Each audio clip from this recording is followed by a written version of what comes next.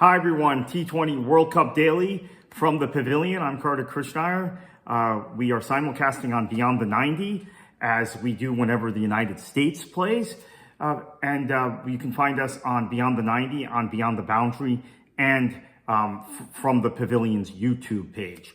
And you can find us on Beyond the 90 and the Beyond the Boundary newsletter as part of Beyond the 90, and also on Beyond the 90's YouTube page. That is a soccer site. Football site, depending which part of the world you live in. We call that sport by different names. We are brought to you each and every day by the Boca Raton Tribune, your local voice, your closest neighbor if you're in South Florida, the best hyper-local news coverage in South Florida, and also, quite frankly, the best cricket coverage in the state of Florida, and some of the best soccer coverage, for those of you watching on Beyond the 90, in the state of Florida, or at least local soccer coverage in South Florida. So we had a great day at the T20 World Cup. Real quickly, West Indies smashed Nepal as expected, although Nepal, again, had that great effort in the first match against England, which maybe said more about England than it did about Nepal. So let's get that match out of the way. Today's two big matches were India versus Pakistan down in Colombo. We're going to deal with that match first because India crushed Pakistan, as they now have become accustomed to doing. Once again, and also the U.S.-Namibia match in Chennai at the Chepauk. Another good performance for the U.S., which keeps the United States alive in this tournament. I was expecting to tape a post-mortem about the U.S. tournament today. Now, it very well might be the U.S.'s last match, depending on what happens in the Pakistan-Namibia match on Wednesday. But for now, the U.S. is alive with a superior run rate to Pakistan. This is really critical when we look at Group A. The run rate for the United States now better than Pakistan, which it was not, by the way, in the last World Cup when the U.S. advanced. And the U.S. advanced because there was a rainout in the U.S.-Ireland match, giving a no decision, and the U.S. got a point. This time, the U.S., I think, has probably performed better than in the last World Cup, but did not beat Pakistan and did not have maybe the good fortune of a rainout to pick up an extra point. We'll get to the U.S. later. Let's talk about India and Pakistan first. I looked at the way both of these teams played against the United States and thought Pakistan had a chance to beat India. But we know India is in Pakistan's head, although, quite frankly, India is in everyone's head at this point. They've won 26 of their last 27 matches in ICC events. The only loss was that 2023 World Cup final defeat. We're talking about the one-day World Cup. To Australia, which came against the flow of the tournament, where India had just crushed everybody to get to that final. Then they won every match in the 2024 T20 World Cup, won every match last year in the tournament. They had to play in Dubai because they couldn't go to Pakistan, and so far three matches, 3 wins in this T20 World Cup. In the last two T20 World Cups, they have really been pushed in 3 matches. That's it. The final against South Africa last time in Barbados, and each time they played the United States for some strange reason. The U.S. has pushed India in both matches, and you can point to individual moments where the U.S. may have blown their chance to beat India. But quite frankly, India mentally, and I'm making comparisons again with soccer, football, the sport I've worked in the past. India's mentality these last few years reminds me of Germany in their heyday in football, or Italy, or Manchester United, or now Manchester City until the last 2 seasons. It doesn't matter what goes on in matches. They're going to find a way. They're going to grind it out. They're going to grit it out. And today, they didn't really have to do that. Pakistan made some strange tactical decisions. Let's talk about first winning the toss and then electing to bowl in Colombo, where the chasing team, which has been Pakistan in 2 matches already on the same ground, the chasing team has won due to the conditions. The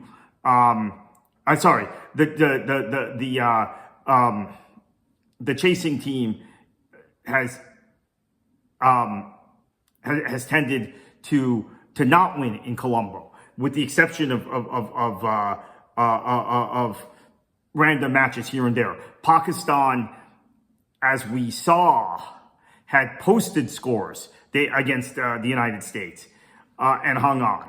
And it allowed India to kind of post a score and stick with it. Then I think maybe Pakistan made the wrong decisions in terms of bowlers in the power play. They just couldn't find their rhythm. And this was after Abhishek went for a duck, right? And they got his wicket in the first over. But then after that, Kishan comes in and just drills them. And there was all sorts of variation in the attack. So I think Pakistan was thinking, based on the U.S. match, let's go with some spin in the power play. We had gone when we went with spin, we were able to control the U.S.'s flow of runs. When we went with pace, the U.S. was hitting us hard. So that in mind, and they also saw how the U.S. had slowed down India's attack in Mumbai with medium pacers and with spinners, but it didn't work. And then you had a situation where they saved Tariq until the middle overs, and he too struggled to find his rhythm. There were some good balls he delivered again, and this is a player I really like, and him as a bowler, right? We can make jokes about how he held the bat at the end. He was the last man in the order for Pakistan. He was always going to lose his wicket. It's just a matter of how many. You didn't want him on strike at all if you were Pakistan at that point, but you needed runs. We'll get to that in a minute. But yeah, I felt like there was a real kind of poor performance from the Pakistani bowlers. And they were allowing India to keep a flow of runs going. And then there was a point where in the middle overs where Indian batters decide, you know what, we're not going to chase balls. We're going to take dot balls. We're going to see what the bowlers are offering us. And then we're going to try and go for 4s and 6s. And this started with Kishan, right? It started with his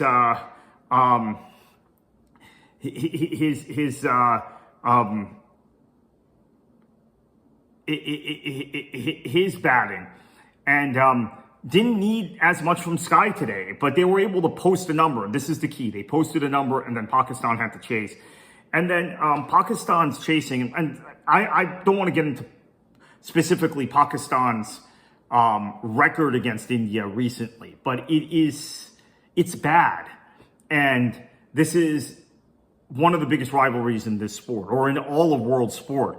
And it's becoming a lot like, make another football analogy, and another analogy with Germany, the way the England-Germany rivalry was going for years in football. We hear about this being the biggest rivalry. What a rivalry. But England could not compete with Germany for long stretches of time. And in every major tournament, Germany would get further. And that's where I kind of feel we are with India and Pakistan. And while the ICC has a need to put them in the same groups in these tournaments, like they did at the Champions Cup, that match had to be in Dubai last year, like they do in every T20 World Cup, in order to get the big television number. These matches are becoming less and less compelling. And I really thought this time Pakistan, the way they come into this tournament, the way they had struggled in times in the first 3 matches, but they got through them. This could be the chance to beat India. We saw how sloppy India looked against the United States. There were moments in the game against Namibia where India didn't look great, but this was just a demolition derby. So let's talk about Pakistan's batting, or India's bowling. Chasing 176, Pakistan was effectively out of the game by the end of the power play, giving up 4 wickets against Bumrah's pace, which we know Bumrah is back. That's a big part of India's bowling attack. And then Hardik was good. Dubey was phenomenal in the field. And then India goes in the middle overs with some pace. Aksar does what he does. And Varun was better than I've seen him for India. I mean, really, just absolutely perplexed the Pakistani batters. And there was not a whole lot more. I mean, we could get into deeper analysis of this, but it was such a one-sided, poor performance, really, from Pakistan. There's not much we can say. So let's talk about Pakistan and their chances to advance, because they now need to beat Namibia. They are behind the United States on run rate, so if they lose that match, the United States will advance. The U.S. started with a great partnership. We talked about Manak changing. So one change in the team today, Netravalkar was in. Kengeji, who I back, I favor, I rate, back out of the side. So he ends up playing one match in this World Cup unless the U.S. advances, which is unfortunate. But he did get a wicket. He did bowl a Dutch bowler out on his very first delivery of the tournament. So he'll always have that. But Netravalkar was solid today. But let's talk about the U.S. bats first. Manak has a half century. He and Cheyenne, again, really good partnership. The kind of partnership maybe the U.S. needed in the first two matches when House was the first batter and didn't perform well. So the U.S. had 65 after the first 6 overs, and it was effectively done at that point. Now, the question is, what would you do to kind of get the net run rate out? You could argue that we didn't do as much as we could have. But Pakistan gets beaten so badly by India, it doesn't matter, right? If NRR comes into play, the U.S. has the advantage because of how poorly. Keep in mind, even though Pakistan beat the U.S. Crushed the Netherlands, and Pakistan barely beat them. And that against India, the U.S. was much more competitive. So that's why the U.S.'s net run rate is higher than Pakistan's. And so this is kind of similar with the reverse teams of what happened in the last World Cup. Pakistan was more competitive against India than the U.S. was, and in theory they were more competitive, but the U.S. there were key moments in that game where the U.S. Blew it, but still run rate they were more competitive. And then against Canada they killed Canada, whereas the U.S. barely beat Canada. So Pakistan's run rate ended up higher than the U.S., even though the U.S. ended up with more points in advance. Seems like the same thing is going to happen in reverse this time. Pakistan will probably beat Namibia. They probably won't have the same run rate as the U.S. unless they beat Namibia by 50 runs, which they might. But Manak gets a half century. The U.S. doesn't lose a wicket until after the power play. It was effectively over at that point. 65 runs and did not give up a wicket. And then in the middle of the order, Sanjay went for an explosion, sort of like he did in the India game. And he and Milland renewed that partnership we saw that was so good in the India match, which ended when Milland made the mistake, right? Milland makes the mistake. He thinks the wicketkeeper has bobbled the ball. Or he has bobbled the ball, but he thinks it's gone past the wicketkeeper. He takes off, loses his wicket. India wins the match. That was when the match was won for India. Now, India maybe had gotten an advantage out of those last few overs when Ali Khan couldn't bowl and Netravalkar had to bowl in our innings. But then I think the match decisively turned towards India when Milland made that mistake. And if he hadn't made that mistake, 161, is that what India had? 161 was definitely chaseable at the Vakande. I mean, it's a high scoring ground.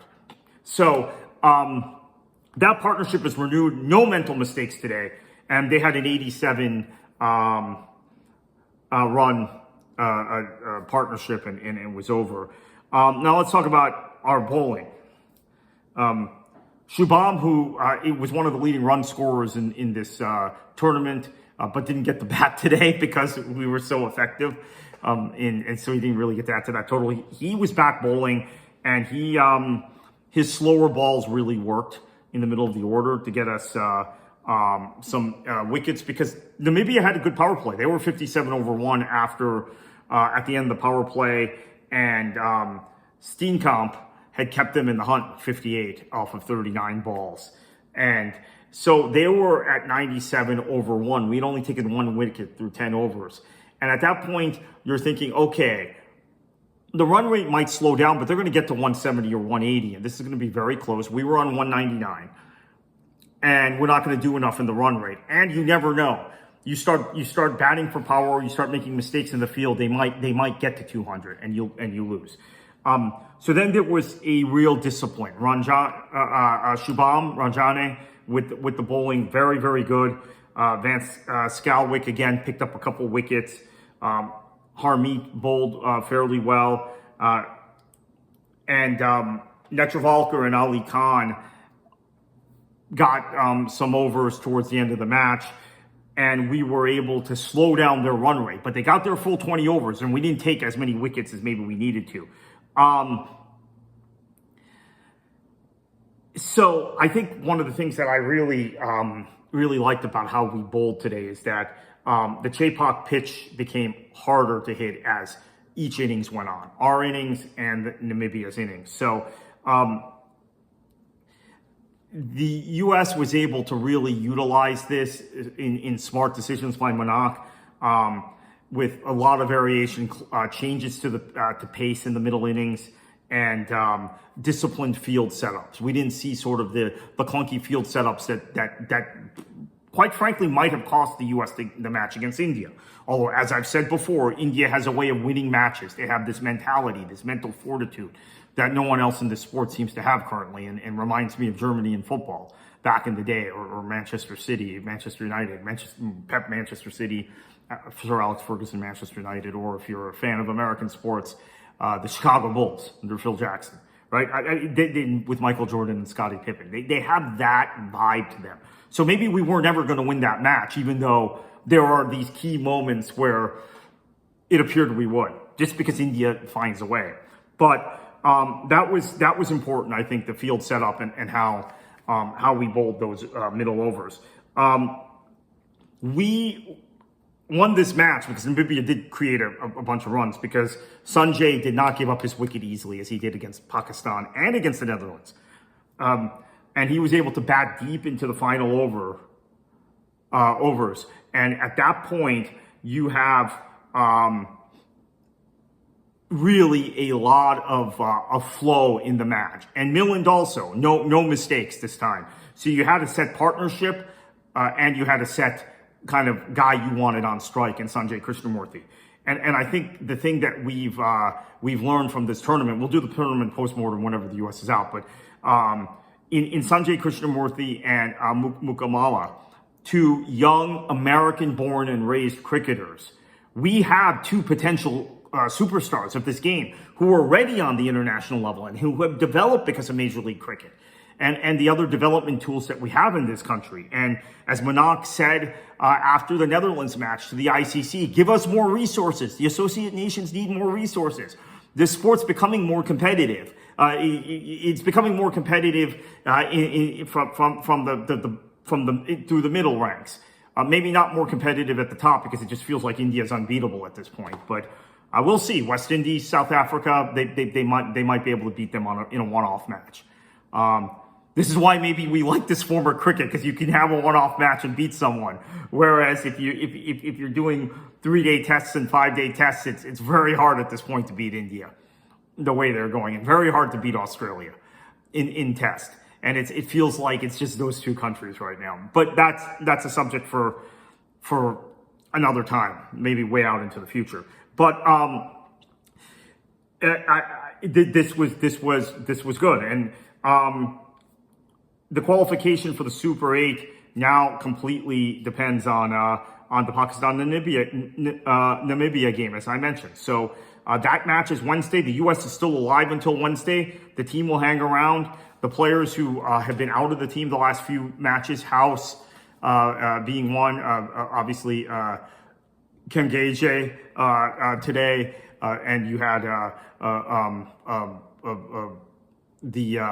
for blanking out his name, who came in from the former Pakistani bowler. Those guys, Ephraim, those guys you need to keep kind of fit and on side, because you might need them if you advance. You're going to need them, and you're going to have 3 more matches if you advance. Can Namibia beat Pakistan? It's unlikely, but I saw Namibia give England a good match in a reduced overs match in the last World Cup, down in Barbados, where there was a similar situation where Namibia had nothing to play for, and England needed to win to advance. And there were some what you tend to say is Rashid and Jafar Archer sometimes have some very bad overs bowling, And that happened in that match, and Namibia stayed in it. I think it was a 10-over match. England did enough because they had to get their net run rate above Scotland, if I remember correctly. So they did enough, but Namibia gave them a match, and maybe they give them a match, Pakistan and Colombo. The thing about Pakistan is Pakistan's mentality has been questionable these last few years, and just in the same fashion, they found a way to lose to the United States when the United States needed, I think we needed 12 off of 3 balls to just send it to a super over. And then we got 20 in the super over. Pakistan's mentality sometimes when they have to close is not there. So there's a chance. We'll be back with you tomorrow.